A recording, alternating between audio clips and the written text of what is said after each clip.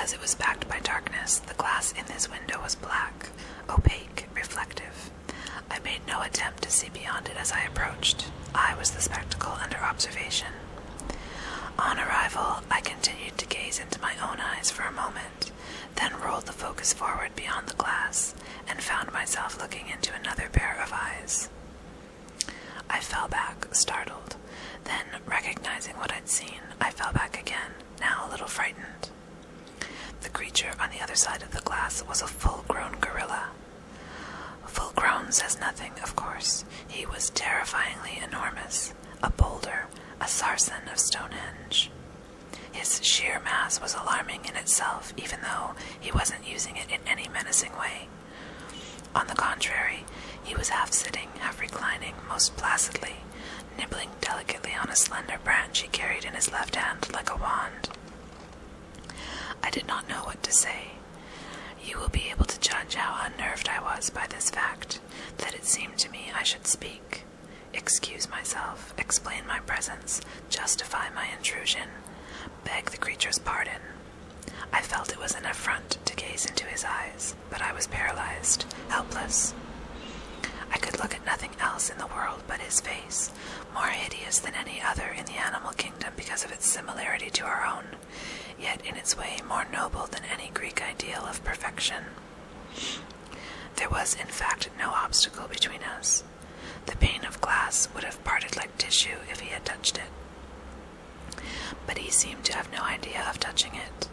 He sat and gazed into my eyes and nibbled at the end of his branch and waited. No, he wasn't waiting. He was merely there, had been there before I arrived, and would be there when I left. I had the feeling that I was of no more significance to him than a passing cloud is to a shepherd resting on the hillside. As my fear began to ebb, consciousness of my situation returned. I said to myself that the teacher was plainly not on hand, that there was nothing to keep me here, that I should go home. But I didn't leave with the feeling that I'd accomplished... but I didn't like to leave with the feeling that I'd accomplished nothing at all. I looked around, thinking I'd leave a note if I could find something to write on and with, but there was nothing. Nevertheless, this search, with the thought of written communication in mind, brought to my attention something I'd overlooked in the room that lay beyond the glass. It was a sign or poster hanging on the wall behind the gorilla. It read, "With man gone, will there be hope for a gorilla?" This sign stopped me, or rather, this text stopped me. Words are my profession. I seized these and demanded that they explain themselves, that they cease to be ambiguous. Did they imply that hope for gorillas lay in the extinction of the human race, or in its survival? It could be read either way. It was, of course, a koan, meant to be inexplicable. It disgusted me for that reason, and for another reason, because it appeared that this magnificent creature beyond the glass was being held in captivity for no other reason than to serve as a sort of animate illustration for this koan. You really ought to do something about this, I told myself angrily. And then I added, it would be best if you sat down and were still.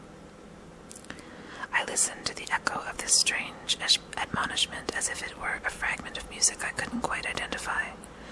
I looked at the chair and wondered, would it be best to sit down and be still? And if so, why? The answer came readily enough. Because if you were still, then you will be better able to hear. Yes, I thought, that is undeniably so. For no conscious reason, I lifted my eyes to those of my beastly companion in the next room. As everyone knows, eyes speak.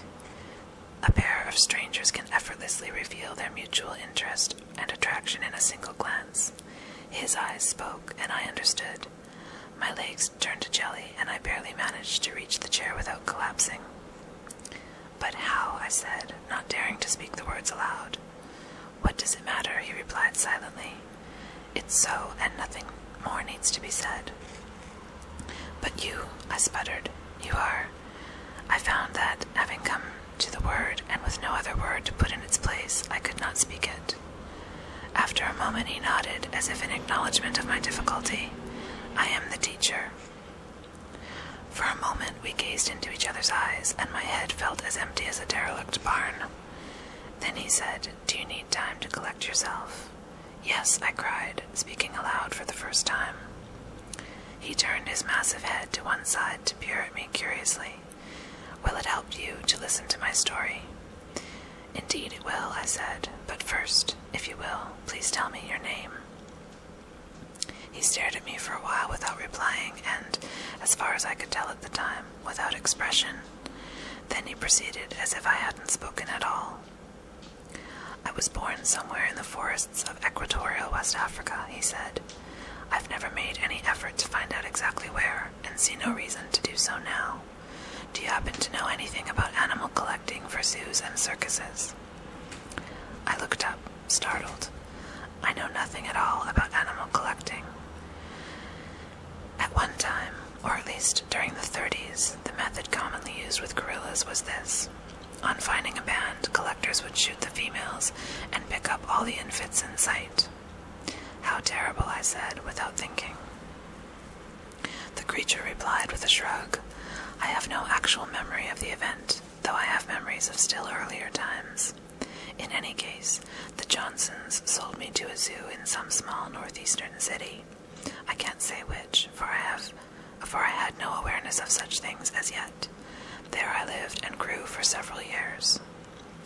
He paused and nibbled absent-mindedly on his branch for a while, as if gathering his thoughts. Part 3. "In such places," he went on at last, "where animals are simply penned up, they are almost always more thoughtful than their cousins in the wild. This is because even the dimmest of them cannot help but sense that something is very wrong with this style of living. When I say that they are more thoughtful, I don't mean to imply that they acquire powers of ratiocination." Okay, I've never seen that word before. Anyway, but the tiger you see madly pacing his cage is nevertheless preoccupied with something that a human would certainly recognize as a thought. And this thought is a question. Why? Why? The tiger asks itself hour after hour, day after day, year after year, as it treads its endless path behind the bars of its cage. It cannot analyze the question or elaborate on it. If you were somehow able to ask the creature, "Why what?" it would be unable to answer you.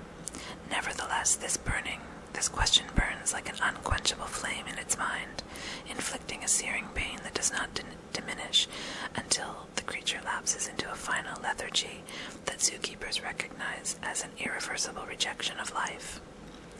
And, of course, this questioning is something that no tiger does in its normal habitat.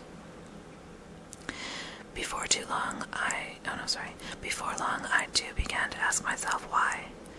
Being neurologically far in advance of a tiger, I was able to examine what I meant by the question, at least in a rudimentary way.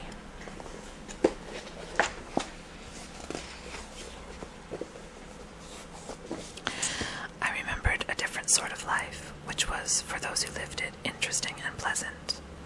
By contrast, this life was agonizingly boring and never pleasant.